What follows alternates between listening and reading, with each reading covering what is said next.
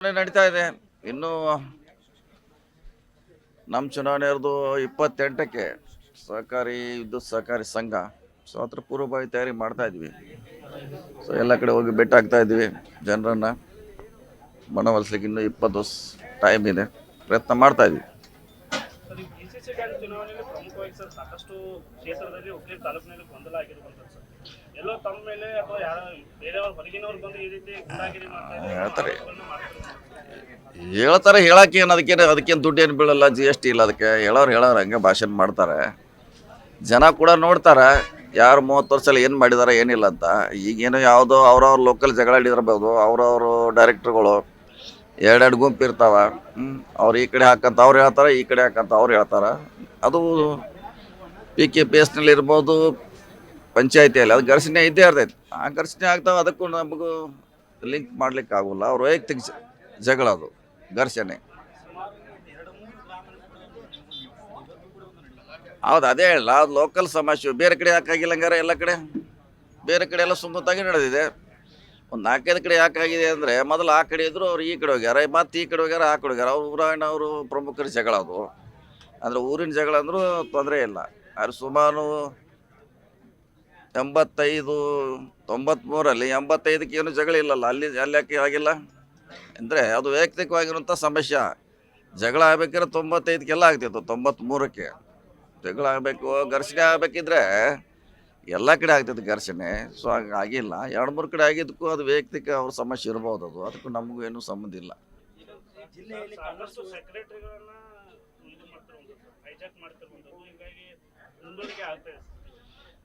ಮುಂದೂಡಿಕೆ ಹೈಜಾಕ್ ಆಗಲಿಕ್ಕೆ ಅವರು ಭಾಗಿಯಾಡಲಿಕ್ಕೆ ಕೆಲವ್ರು ಅಲ್ಲೇ ಇಟ್ಕೊಂಡು ಕೂತಾರೆ. ಅವರು ಸೆಕ್ರೆಟ್ರಿಗಳು ಅದಾರ, ಮೆಂಬರು ಅದಾರ, ಹೊರಗೆ ಬರ್ತಾ ಇಲ್ಲ ಅವರು. ಸೊ ಅವ್ರು ಅದನ್ನು ಮಾಡ್ತಿದ್ದಾರೆ, ಬೇರೆಯವ್ರು ಮಾಡ್ತಾ ಇಲ್ಲ, ಅದನ್ನು ಹೇಳ್ತಾರೆ ಅಷ್ಟೇ.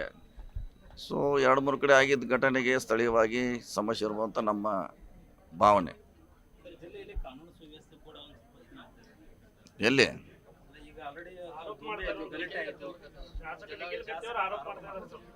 ಅವರೇ ಬಂದು ಮಾಡ್ತಿದ್ದಾರಲ್ಲ. ಎಷ್ಟು ಗಾಡಿ ತೊಗೊಂಬಂದಿರೋರು?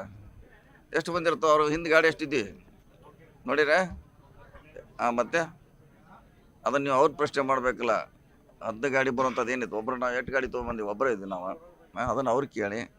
ಮಣ್ಣು ರಮೇಶ್ ಕತ್ತಿ ಅವರು ಮಧ್ಯಾಳಿಗೆ ಬಂದಿರು, ಎಷ್ಟು ಗಾಡಿ ತೊಗೊಂಬಂದರು, ಎಲ್ಲಿ ಕೂತಿರೋ ಅವರು? ಸೊಸೈಟಿ ಬಂದು ಕುಂತ ಮುಂದೆ ಹಾಕ್ಸಿರ. ಅದಕ್ಕೆ ಪ್ರಶ್ನೆ ಮಾಡಬೇಕಲ್ಲ ನೀವು. ಒಂದು ಕಡೆ ಮಾಡಿದ್ರೆ ಹೆಂಗೆ ಅದು? ಮಧ್ಯಾಳಿದ ಕೇಳಿ. ಬೆಳಗ್ಗೆ 15-20 ಗಾಡಿ ತೊಗೊಂಬಂದಿದ್ರು, ಅದಕ್ಕಿಂತ ಮುಂಚೆ 20 ಗಾಡಿ ಬೈದಿದ್ವಿ. ಸೊ ಇದು ನೀವು ಅವ್ರಿಗೆ ಪ್ರಶ್ನೆ ಮಾಡಿದಾಗ ಇದಕ್ಕೆ ಸರಿಯಾದ ಉತ್ತರ ಸಿಗುತ್ತೆ.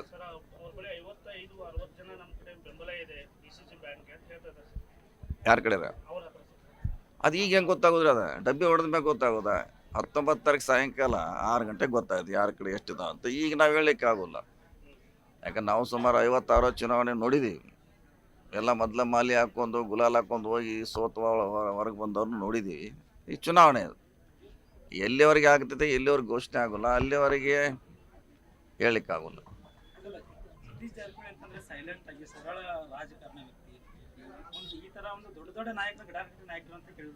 ಕರೆಕ್ಟ್.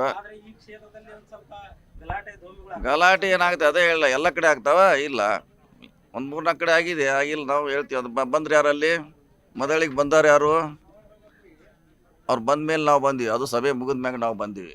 ಸಭೆದಾಗ ಮುಂದೆ ಉಡ್ದವ್ರು ಯಾರು? ರಮೇಶ್ ಕತ್ತಿ ಅವ್ರು ಮುಂದೆ ಗಲಾಟೆ ಮಾಡಿಸಿದ್ರು. ಇವತ್ತು ನಿಖಿಲ್ ಕತ್ತಿ ಅಲ್ಲಿ ಬಂದಿದ್ರು. ಅವ್ರು ಬರ್ದು ಏನು ಅವಶ್ಯಕತೆ? ಅದು ಮೀಟಿಂಗ್ ನಡೆದಾಗ ಒಳಗೆ ಹೋಗಿದಾರ. ಅವರು ಹೋಗಿದ್ರ? ಮೀಟಿಂಗ್ ನಡೆದಾಗ ಒಳಗೆ ಹೋದ್ರು. ಅವರು ಹೋಗ್ಲಿಕ್ಕೆ ಅಧಿಕಾರ ಇಲ್ಲ. ಸೊ ಇದನ್ನು ನೀವು ಪ್ರಶ್ನೆ ಮಾಡಿ. ಸುಮ್ಮನೆ 100% ಮತ್ತು ಹಂಗಾರೆ ಅಲ್ಲೇ ಕಿಟ್ಕೊಂಡು ಕೂತಾರಂಗೆ ಒಳಗಡೆ ಎಲ್ಲರೂ.